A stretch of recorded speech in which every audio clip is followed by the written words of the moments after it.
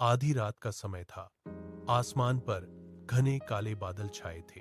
ठंडी हवा पेड़ों की पत्तियों को हिला रही थी। गांव से 1 किलोमीटर दूर एक पुरानी खंडहर हवेली खड़ी थी, जिसे लोग शापित हवेली कहते थे। सूरज ढलने के बाद कोई वहां जाने की हिम्मत नहीं करता था, क्योंकि कहा जाता था कि यहाँ एक भूत रहता है। गांव में 19 साल का जिज्ञासु और निडर लड़का आरव रहता था। उसने बचपन से इस हवेली की कहानियां सुनी थीं, लेकिन कभी विश्वास नहीं किया। एक दिन उसने ठान लिया कि वह हवेली का पूरा सच जानकर ही रहेगा। उसी रात वह चुपके से घर से निकल हवेली की ओर चल पड़ा। सुनसान रास्ते पर चलकर आरव हवेली के मुख्य द्वार पर पहुंचा। दरवाजा आधा खुला था। हवा से चरमराहट की आवाज आ रही थी। वह अंदर गया। घने अंधेरे में धीरे धीरे आगे बढ़ रहा था कि अचानक ऊपर से थक थक की आवाज आई। वह ऊपर गया। आवाज बंद हो गई। आखिरी कमरे में एक पुराना आईना रखा था।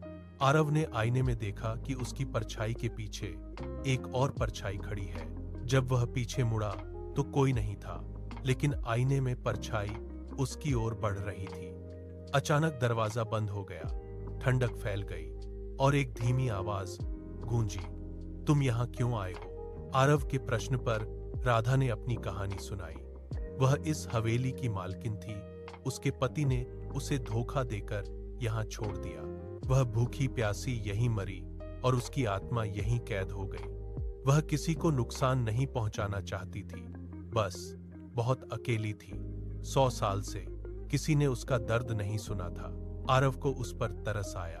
उसने वादा किया कि वह रोज उससे बात करेगा। बस उसे लोगों को डराना बंद करना होगा।